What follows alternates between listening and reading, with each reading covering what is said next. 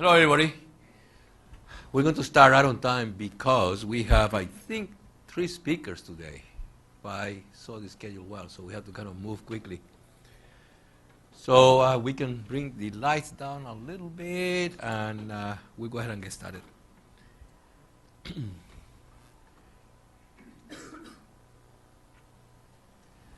So we're talking today about evaluating left ventricular function, and of course we have a lot of modalities available. We use them all, but echo is still the workhorse. So we're going to start with that first, and then cover some of the others also. Whoops, wrong thing. There we go. Okay, so we do about 60 of these a day, looking at the heart moving, and quite often the clinical questions that are being asked relate to heart function. People with dyspnea, heart failure, coronary disease, and so on. And in a picture this good, I mean, I think everybody would agree that's a normal ventricle. Next case, we're all happy. But quite often, it's not as, the images are not as pretty as this one, and the function is not as clear-cut, normal as this one, and therefore, sometimes we do run into problems. And actually, as we call it, if you do echoing on the street, which means done by everybody, this is an area where I think there's a lot of room for inaccuracies in our world. And many of you have seen this slide before. At the extremes, you don't need to be an echocardiographer. If you have a 10-year-old child, you can show them the difference and they'll pick it up because they're very dramatic. Big heart, moves poorly, and this is nice and normal. Now, if you go through objectively asking the question, how come I can so rapidly see that this is different from that, is that our brain processes relative information very well.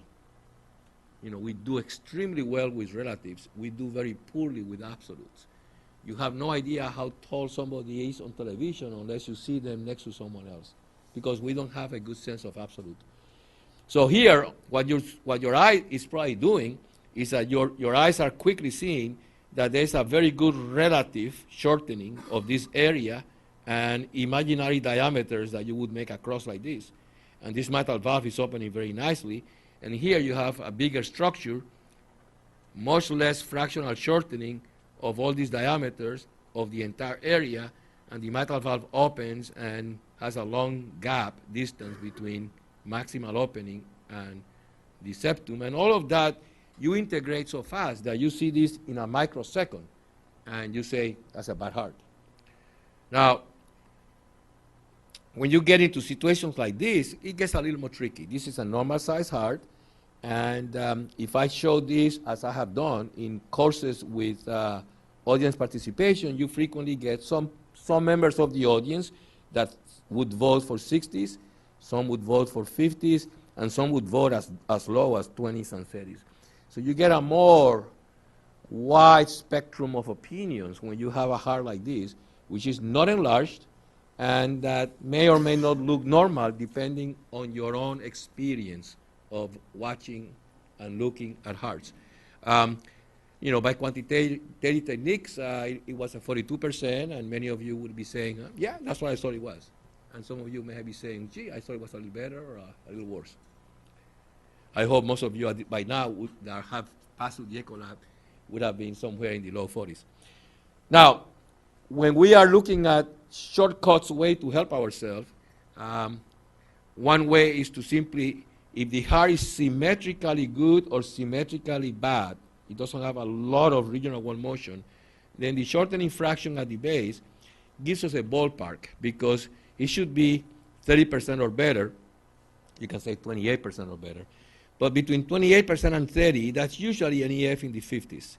By the time you get to 33, 34%, you're usually hitting the 60s. That's kind of a ballpark. Now, you can do better if you square them, and you do diastolic minus systolic square divided by diastolic square. That it gives you even a little closer, a closer number to the EF. Or you can do the shortening at the mid-papillary level, and the area shortening roughly about a 45% area shortening goes with an EF in the 50s. So just to give you a ballpark figure. Now, if you want to really seriously quantitate, then we should do volumes, right, an EF. And the method still recommended by the ASE, the area length method, or the method of multiple disc. And then 3Ds, when available, have been already officially blessed by the ASE if you have them, as being potentially more robust. The method of disc, which is what we use here if we're going to trace, basically you trace the cavities in diastole and systole, and then the computer takes on and takes the longest long axis, let's say this one here, and takes this long axis and spread it to be as long as this one, so that all these discs are equidistant on both sides. And then it computes the volume inside these two discs together and adds them over to become a total volume. So the method of disc is less affected by geometrical distortion. Not totally unaffected, but less affected. It's a modification of Simpson's, which is a technique where you will really be doing multiple short axes and integrating them, which is what Dipan does in cardiac MRI. Now, some of you have seen this picture before where this looks like a decent EF and this looks like a depressed EF, and it's the same patient, and here you see it bit by bit between bad EF and good EF, and it's simply the effect of foreshortening. So that as we cut the heart through these axes that are not at the center of the cavity, and we can do that this way, or we can even do it tangentially like that, the same movement of the heart walls, so the walls are moving just like this, okay? Here would be a depressed EF. Without changing the absolute movement, if I made that cavity this small by foreshortening, now that same absolute movement looks like a great EF.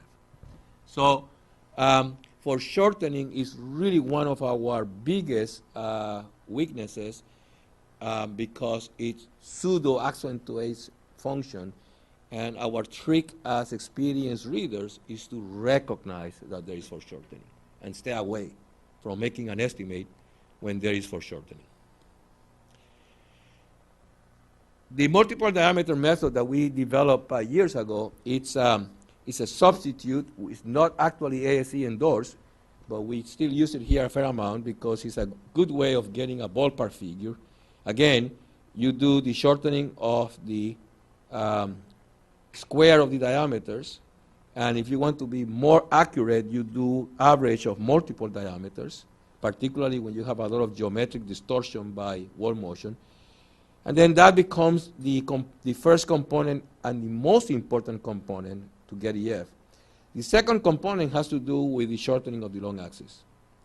And that shortening you could measure, but actually when the paper was written, it was estimated, and it worked just as well. So that if apex was akinetic, it became 0, and the long axis basically did not contribute anymore. And if it was hypo, it was 5% and 15% for normal. And our initial relations were really very good with MOGA and with angiography.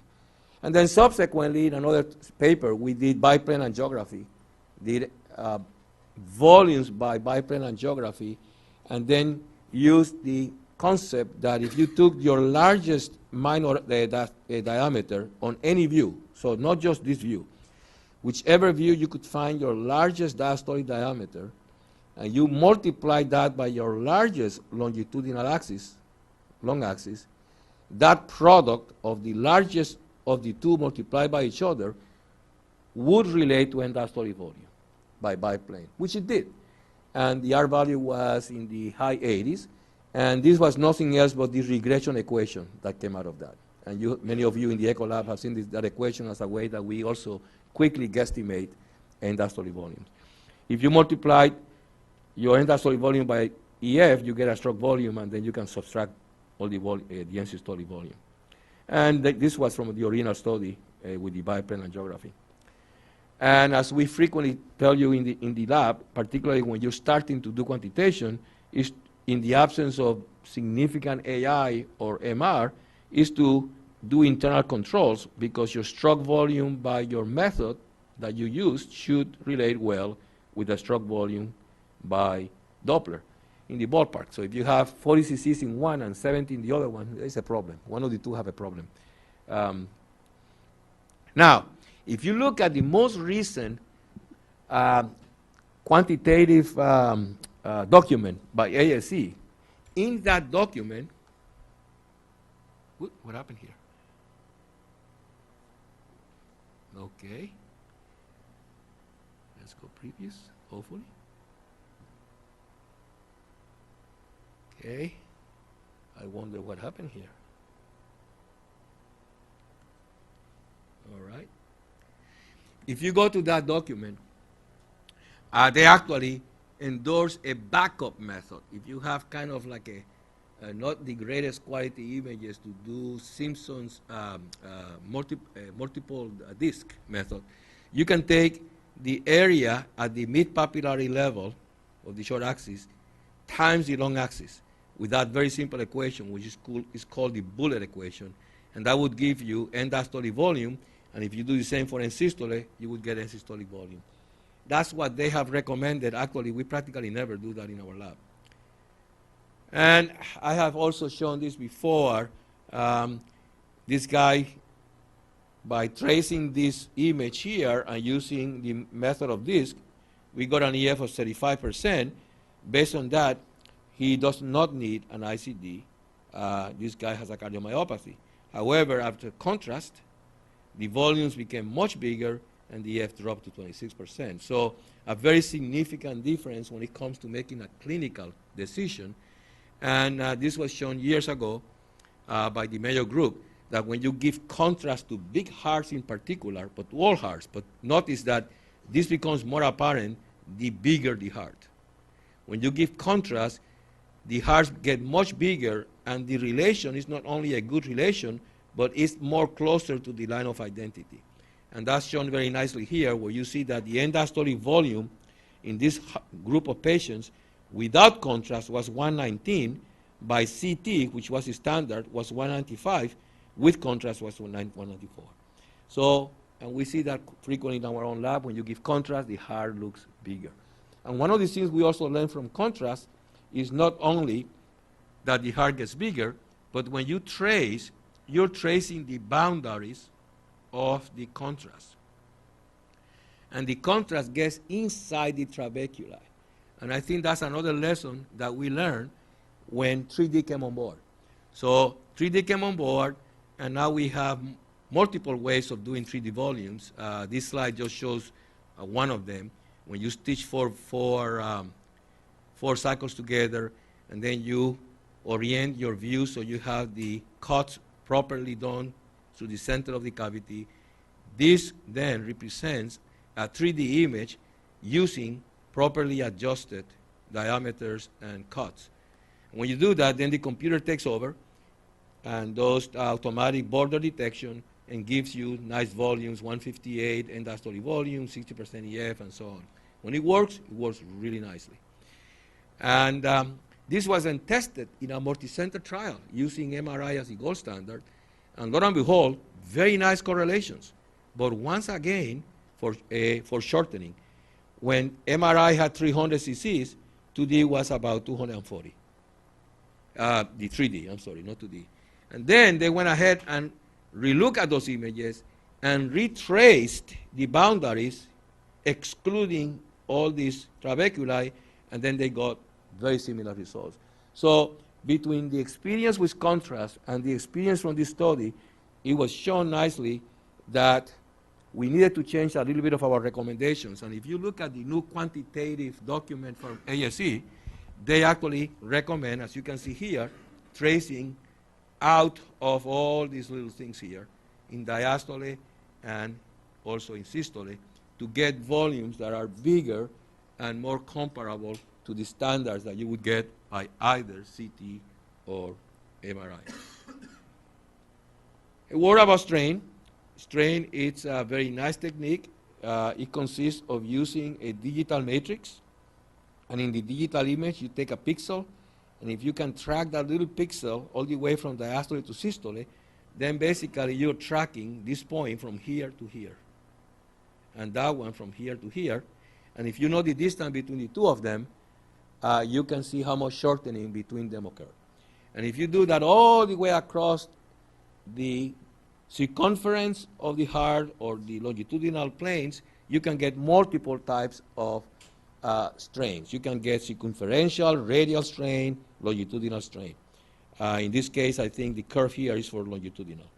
And normally you have symmetric curves. Not all of them have the same values because there's some heterogeneity, but they all are going the same direction, and therefore the color coding histogram is a relatively nice homogeneous histogram. This is going from diastole to systole, back to diastole, and this way is going around the circumference of that view. And if you look at a bad heart, then you'll see a lot of heterogeneity. This gets all affected, and of course you get some curves that are going normally, others that are going flat, and others that are going the wrong way. So you can pick up very quickly regional abnormalities, and then there are programs in some of these companies that actually integrate all of these into a global curve, and from that global curve, they can get volumes which have been validated against other techniques. In this case, they were validating against 3D. So it was the strain versus the 3D echo. And I believe in this other one, they were using CMR. So again, these techniques can be integrated to do volumes. I don't think we are doing that in our lab. We're using it more right now just for global strain value and regional. We're not deriving volumes from them. It's limited by same problems. For shortening, all the issues that we talk about, you're working on image. If the image is foreshortened, your volumes are going to be very small. So right now, I am very less optimistic on using this for volumes. I think it's a lot more robust for, I don't know, why am I? I know what it is. This somehow the automatic come out when resting. I think it's more robust for regional and global strain, and I personally don't think this is still ready to be used for plain volumes. So in summary, when we estimate, and many of us can do a better job than others, even those who are supposed to be pretty good at it, at best we can give an estimate in a range. And therefore, if you're doing CEDA assessment, you have to have a very dramatic change for us to pick it up. Although the method of DISC is the ASE recommended method, multiple diameter methods at times can get us out of trouble when you have images that are not the most ideal. Using Doppler to internally control your results, I think, can be very helpful, particularly when we're starting. Contrast clearly improves visualization, reduces foreshortening, you get bigger volumes, and certainly something that should be used anytime we have concern with quality, and particularly when we're trying to be more reproducible for CEDA assessment if the images are not pristine. 3D is fast, gives you very nice results when everything works well, but again, it's limited by the same problem, image quality, foreshortening. So a bad image, foreshortened image, you cannot fix that by 3D, you cannot fix that by strain, you know. Perhaps contrast is the only way that might help us fix that. So when should we go to something else? Well, certainly when the numbers that we get don't agree with the eye or our internal controls, when suboptimal quality is limited even after contrast, when you need CEDA assessment and you feel uncomfortable with your own reproducibility, or when you have values in the gray zone for a decision making. For example, ICD issues. Let's say that you're in a gray zone and you're concerned, God, is this really 28% or 34%, 35%, or is this 33 versus 39? I think today, in a place like ours, that we have so many other things available, clearly, this would be very reasonable indications to move to another technique. So, who is coming next? MRI? All right. So, Dr. Shah is going to tell us all about the accuracy of MRI, and he claims you don't have to do any echoes. Could you do 60 MRIs a day? And by the way, and on call at night too? A couple more scanners, maybe. So All right, so my role is to talk about evaluation of LV function by CMR. And obviously, I think Dr. Q has already touched on some of the importance of contractile function assessment. I mean, that's probably one of the most basic things that we do in cardiology. And it's probably one of the strongest prognostic risk factor that we have is somebody's ejection fraction. And obviously, if there's presence of wall motion abnormality, that I think changes your assessment of an individual versus if there's no regional wall motion abnormality. So I think this is something that's not esoteric, but this is something that's very useful in the routine practice of cardiology. Now, obviously, echo is the most widely used modality. It's low cost, it's portability, it's widespread availability. You can get 60 studies a day. They can get it to you in the middle of the night. CMR can't compete with those things. It can't be done in the ICU. So I think, obviously, no one is going to say that you want to replace echo. But I think the reality is, as Dr. Q, I think, touched on, there are situations where you have suboptimal image quality.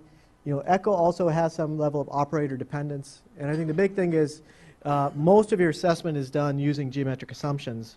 The advantages of CMR are that it gives you very high spatial and temporal resolution, gives you very good signal to noise. You have really a free choice of imaging planes, and I'll go into that in a little bit more detail in a second.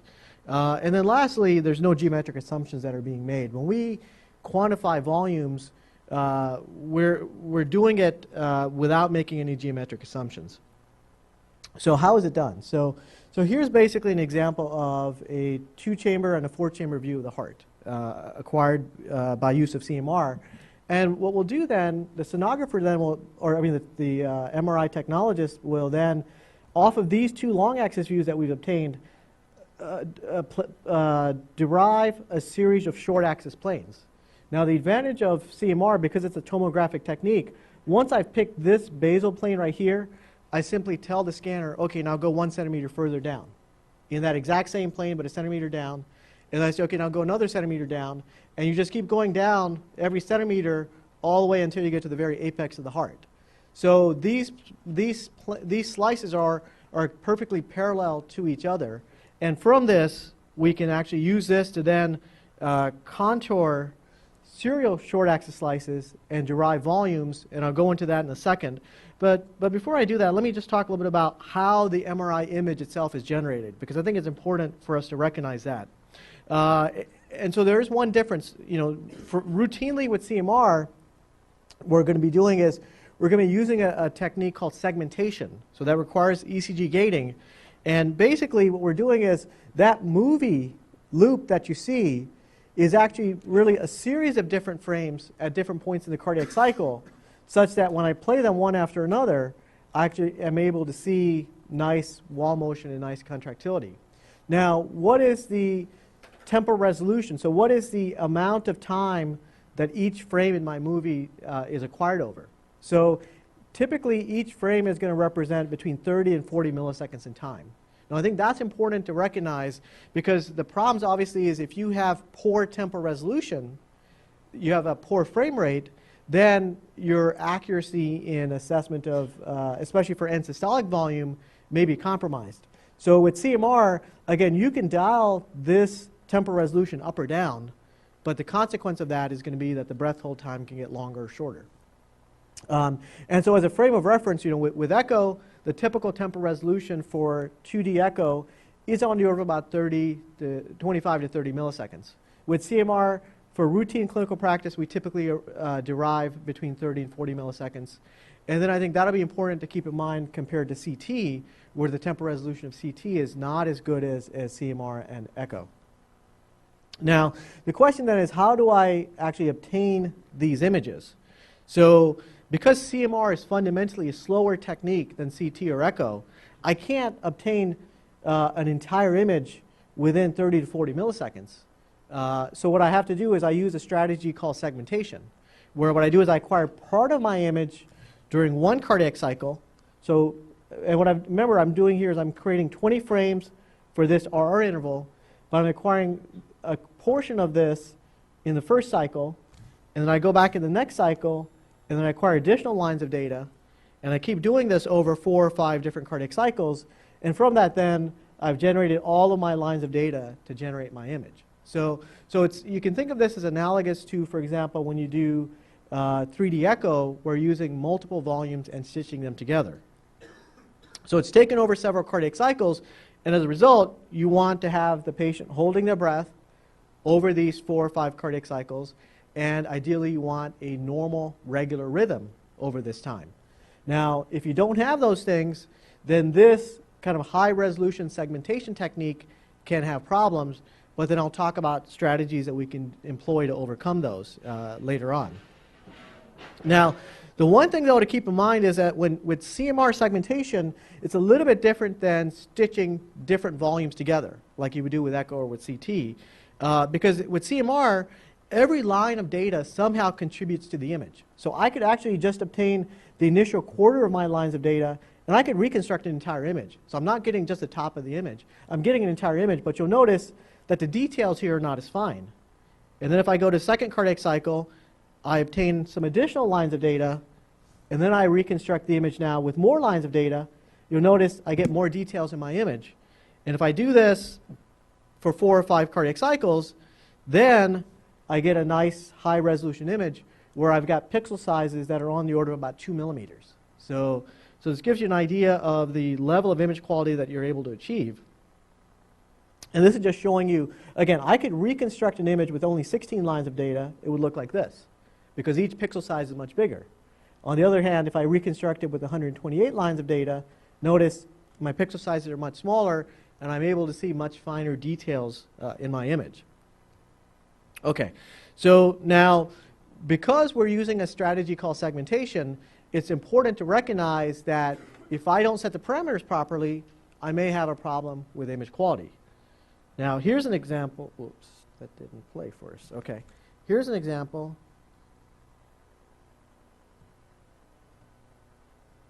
This movie's played just a couple minutes ago. Okay, well, the problem in this case was that, oh, here you go.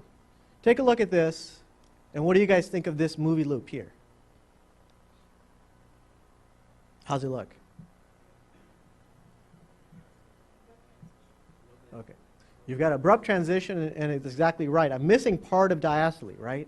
Because you see systole nicely, and then all of a sudden, boom, it starts back at the very beginning again. And the problem here was that when we set the acquisition, we set it such that the acquisition window was too short, right? So if the patient's R interval was 800 milliseconds, but I told the scanner acquire frames of data up till 700 milliseconds or 600 milliseconds, I'm losing the last few frames in my cine loop, and as a result, I get that jumpiness. Now here is another example, and how does this look here? And let this play through continuously. And what do you think about this movie loop?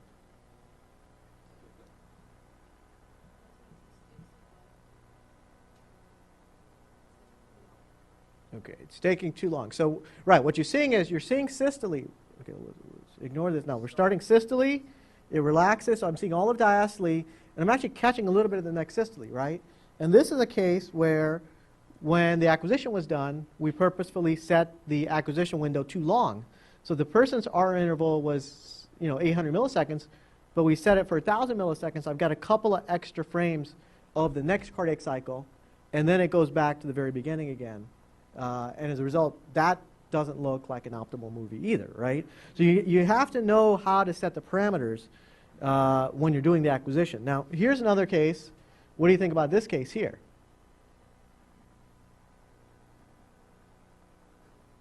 So always focus on how does systole look and how does diastole look. So one is, am I capturing the entire cardiac cycle? Yes or no? How many people think I'm capturing the whole cycle? Raise your hand. Okay.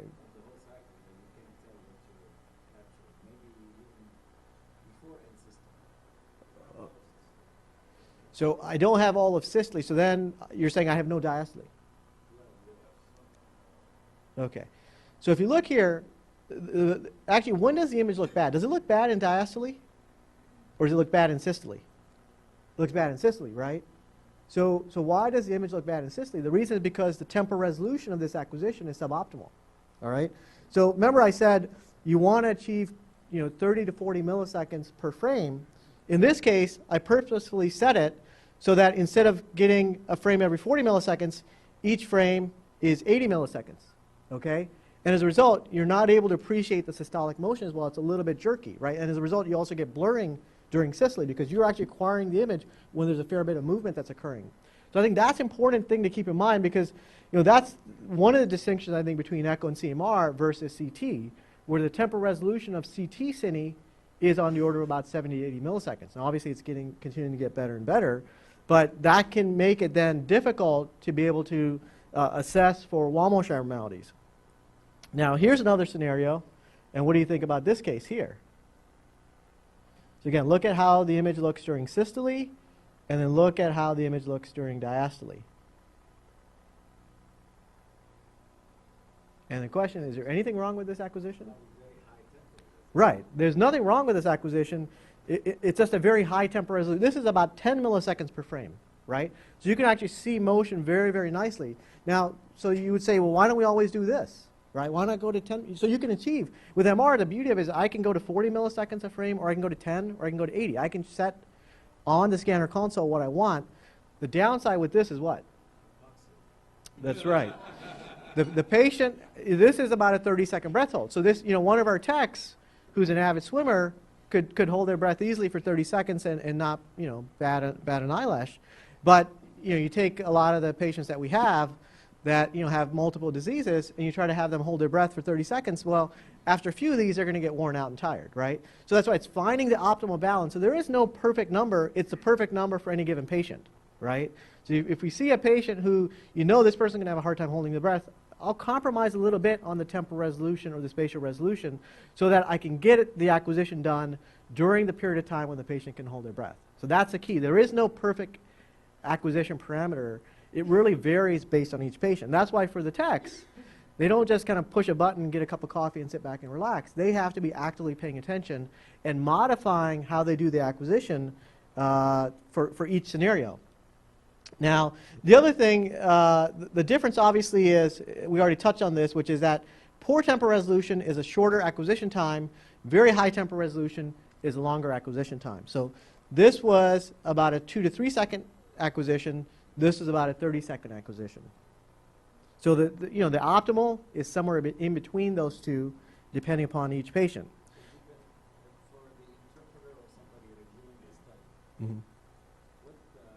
what feedback parameters do you have when you besides you actually being a tuner?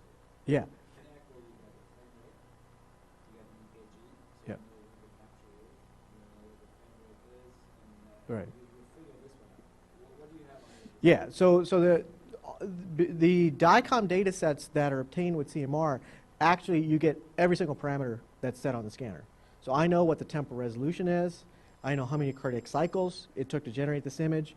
One of the things I didn't touch on for this talk, which is there are strategies for people who have irregular heart rhythms where I can say, you know what, let's do an arrhythmia rejection strategy, where I say, okay, the target RR is 800 milliseconds, and maybe I'll accept 100 milliseconds longer or shorter.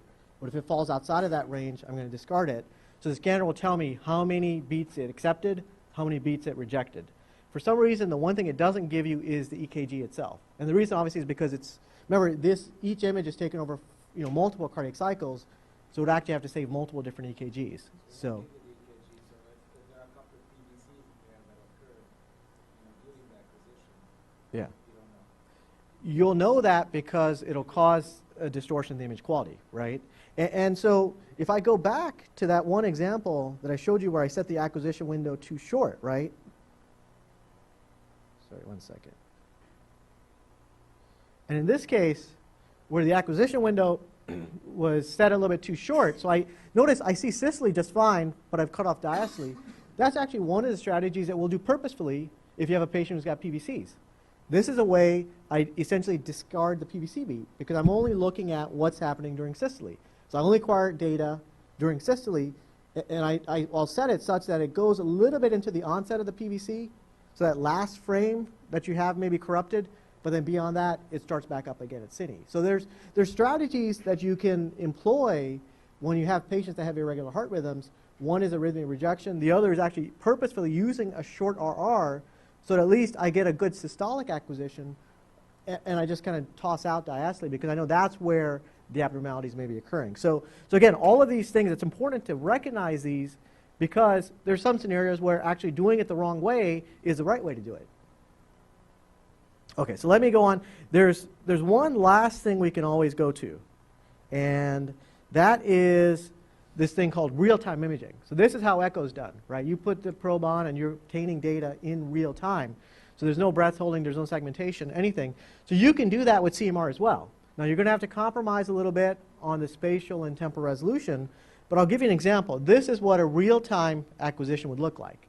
Now, instead of 1.5 millimeter pixel size, this is about 2.5 millimeter pixel size. So the spatial resolution a little bit lower. And the temporal resolution here, instead of 30 to 40 milliseconds, is between 40 and 50. So it's a little bit compromised. Now the way we do this is by using newer tricks where we use parallel imaging techniques where you essentially undersample. So the reality is, you know, I mean, it's kind of funny because when I review studies from other hospitals that maybe don't have a lot of experience doing CMR, you get all these fuzzy looking images because they're trying to do the kind of the bread and butter segmented gold standard images, but the patient can't hold their breath or they're not getting a good EKG signal. Well, the reality is you can always fall back to this. So I always tell the techs, you should never give me an image that looks worse than this because there's no reason. You can always do this in every single patient. And again, obviously, if I show you the real time compared to the high-res segmented, you'll appreciate there's a difference. But if I just showed you the real-time images alone, I think most people would say this is still not a bad acquisition in and of itself. Okay, so now let's go, I'm going to try to wrap up here in the next 5 to 10 minutes, talk about how it is that we give you numbers. How do we compute volumes? How do we compute ejection fractions? So obviously, as I said, when we do a CMR study for LV function, you're getting serial short axis slices from base to apex, as well as long axis views, the standard 3-chamber, 4-chamber, 2-chamber views that you get in echocardiography. And so LV function assessment doesn't require contrast, doesn't require an IV, and quite honestly, this can be done in about 10 to 15 minutes. So it's fairly easy and straightforward to do. And the way then we compute volumes and ejection fraction is by actually going through and tracing each individual slice location. You trace it in diastole, and you also trace it during systole, and basically summate the volumes in diastole to get an end diastolic volume, summate the volumes in systole to get an end systolic volume, and then simply compare the two, the difference between the two to give you the stroke volume. And there's data both in the in vivo as well as ex vivo settings, and even comparing to CAST, showing that you actually have a very tight correlation between volumes derived by CMR and volumes and true volumes, essentially. If you did CAST of cadaveric hearts, you can see the relationship here is very tight, and it's right along the line of identity. So again, so it's very accurate and reproducible volumes with no geometric assumptions. Now let me show you how we actually would do it. Because one thing you're going to say, oh, so you're going to do all these slices. If you ask the techs, they'll tell you that we have now kind of semi-automated algorithms. So they will actually just place a seed point inside of here, and then there's a region growing algorithm. Because remember, the center of the cavity is bright, so it just simply grows out until it sees dark areas. You have to adjust that a little bit as far as how far out to push it. But literally, it's a matter of a couple minutes. You do that for each slice location, and you do it for end diastole, and you do it for end systole. And from that, you're able to compute then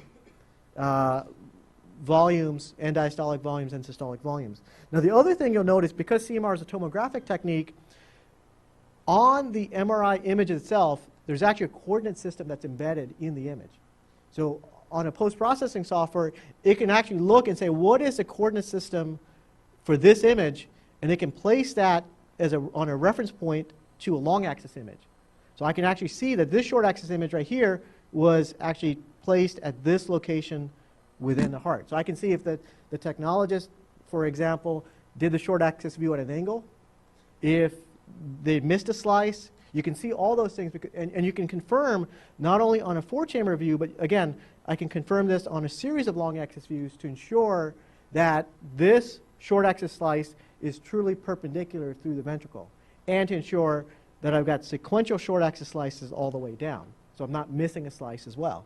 And then, obviously, the volumes. Now, one of the things that's important to recognize is that normal volumes by CMR are different than normal volumes by other techniques, as Dr. Q already touched on.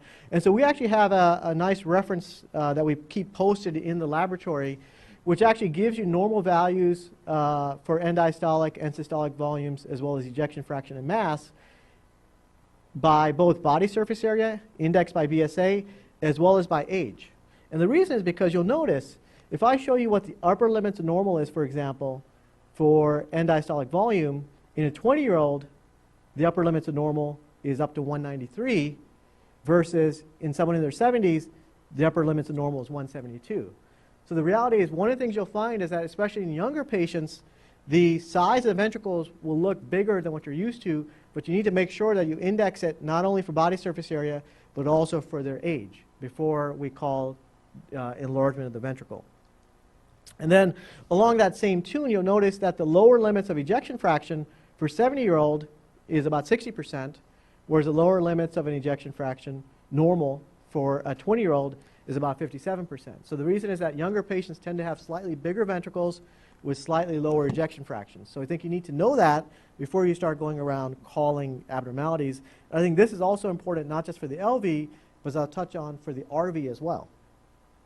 The other difference is there's actually a significant variation between men and women.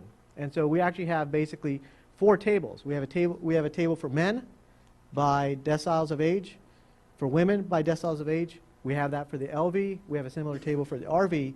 And you'll notice again, for a 20-year-old man, the upper limits of normal is 103 for end diastolic volume. And again, this is an index value, whereas for a woman, it's 99. So there's differences between men and women, and you need to take those into account. Now, this actually is a publication from almost 20 years ago where they looked at a series of patients and compared the inter-study reproducibility of measurements. And they looked at patients that were normal, as well as patients that had congestive heart failure. And what they found was that with CMR, whether you're talking about end diastolic volumes, ejection fraction, or mass, you have a much tighter range of reproducibility with CMR, both in normal patients as well as heart failure patients, than you did with echocardiography. And so these authors went on to actually do some power calculations and say, okay, if I wanted to do a study to look for a 3% change, absolute change in LV ejection fraction with a 95 or 90% power and an alpha error of 0.05, what's my sample size needed?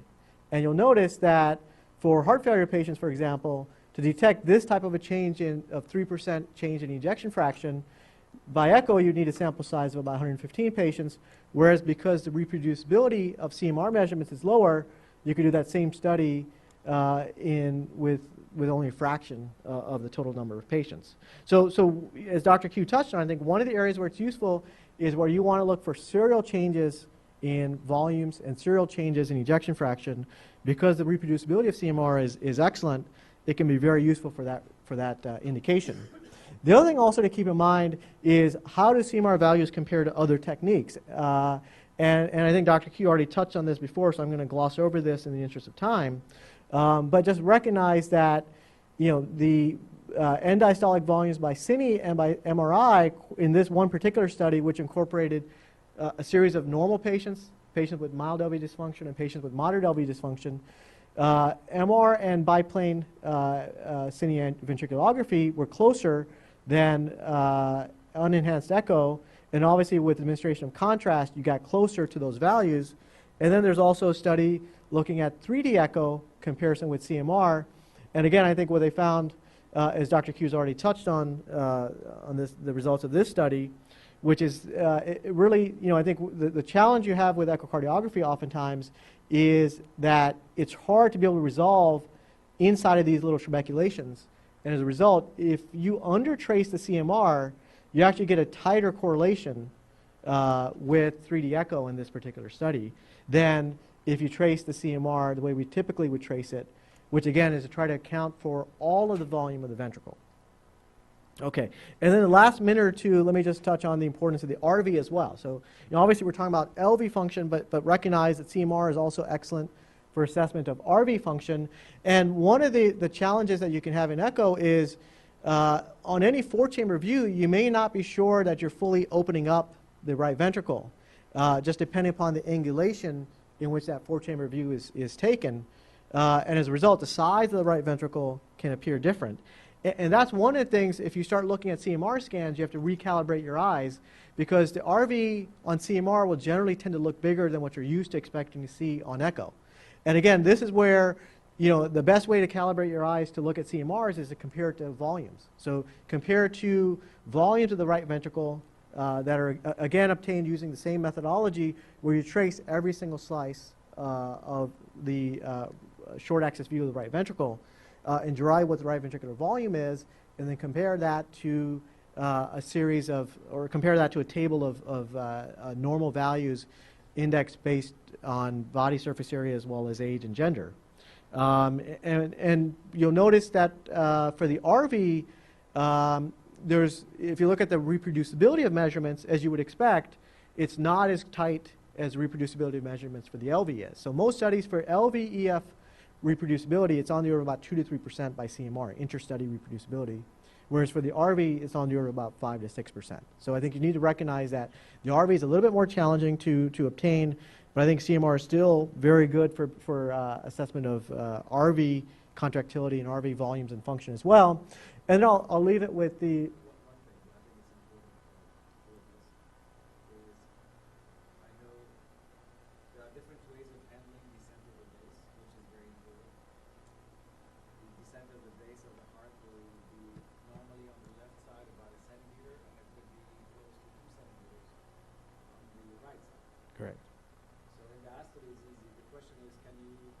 account for that. Yeah. To do the last one a centimeter down. Yeah. And So and restack your images. yeah. So I'll show you. This is very good. And this is probably, so you'll notice, not this one, sorry. Skip forward here.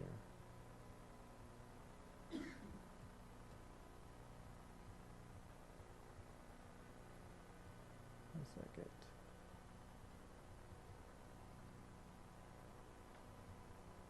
Skip past these here.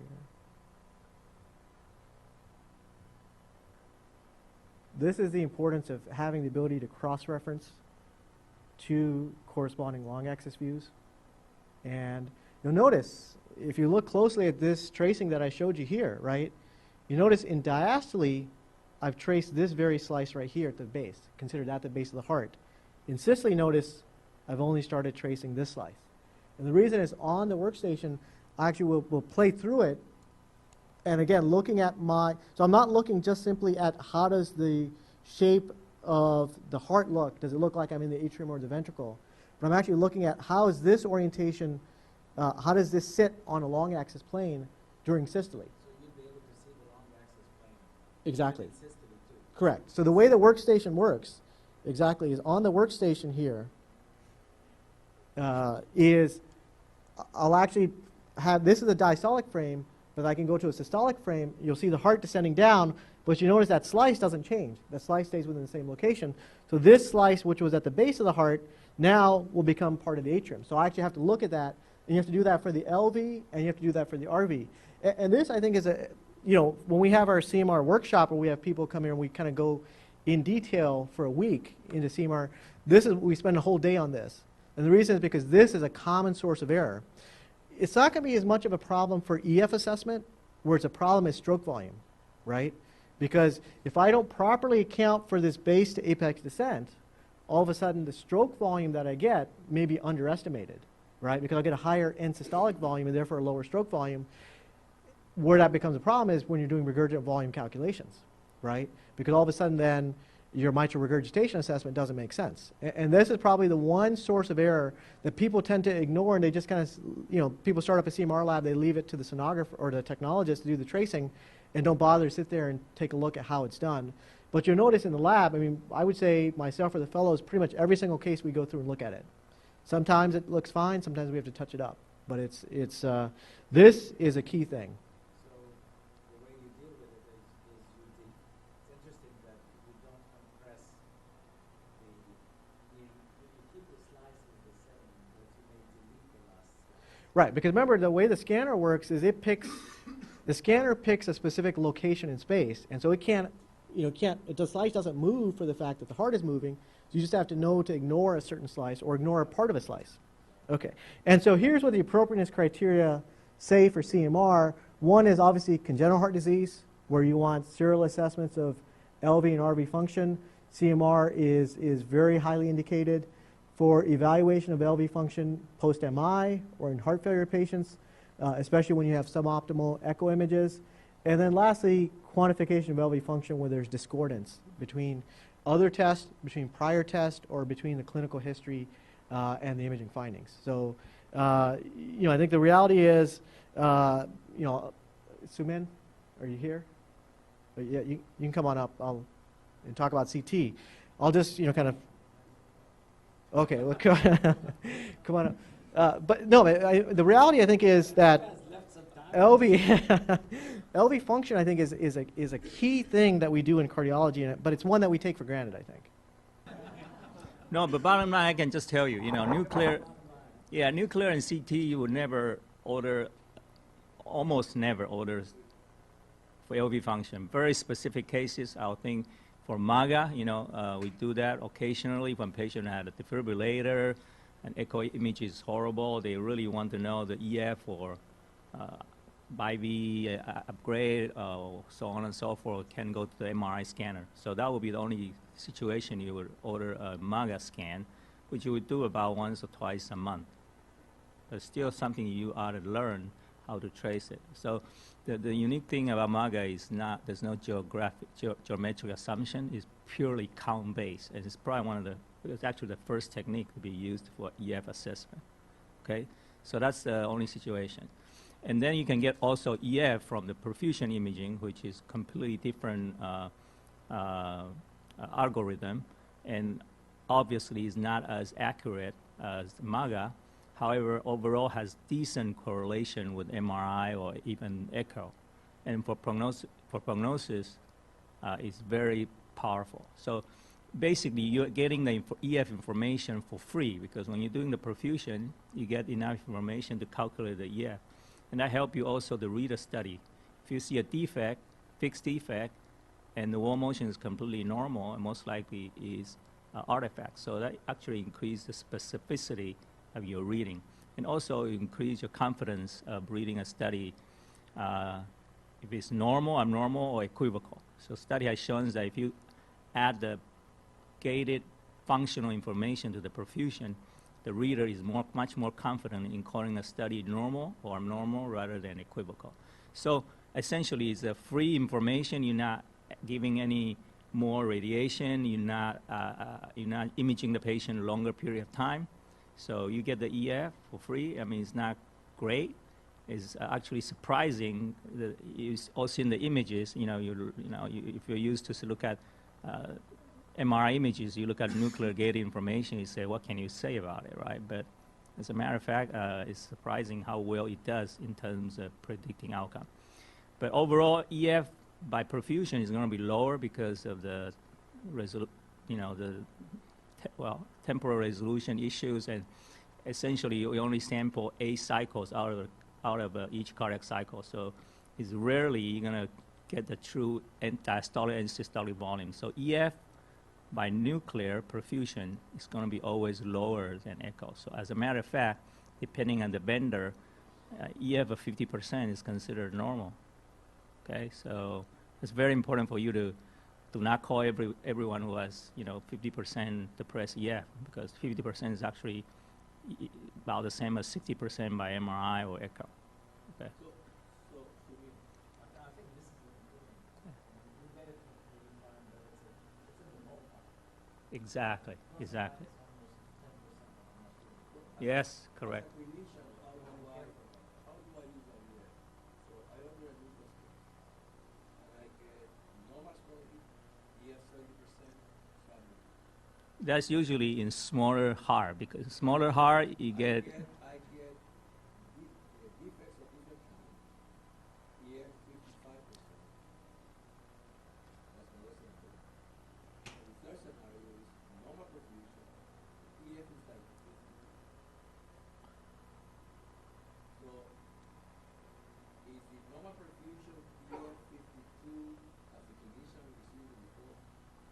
same normal as the normal perfusion with EF of 70%?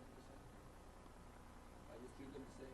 I would say the EF that you get a 70% usually because the heart is really small, okay?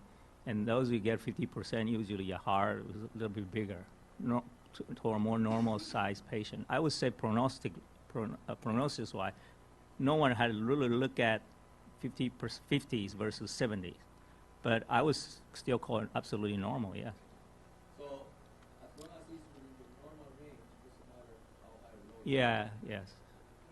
Now the other scenario is sometimes we have defects. They could be as high as 10% defect. But we have symptoms in 52, 53. Then it's definitely that's still a preserved EF. That is a better prognosis patient than the one with a big defect in the liver. Yeah, that's been shown. Yes, defect size and EF has been shown to be additive into. Yeah. Yeah, Dipan, you had a question. Another issue that so we talked about temporal resolution in the EF. Also the spatial resolution, not only of acquiring the cuts by nuclear perfusion, we talked about perfusion, but also if you have a bad ventricle with big areas of almost no perfusion, then you have a boundary problem. I don't know where the end of the Absolutely, that's a source of errors. Yes. so among, That can worsen the ear. or you have no idea where you Either way, depending where you trace, or you have very hard liver, you know, it could trace in contact with the inferior wall of the heart, and the algorithm, the software could, because this is totally automated. So you can adjust it, but so that's a source. So always look at the raw images. Okay, don't just take the EF, the machine spilled out, and at least in my book, among the 4 technologies that we have for EF evaluation, this is the least reliable.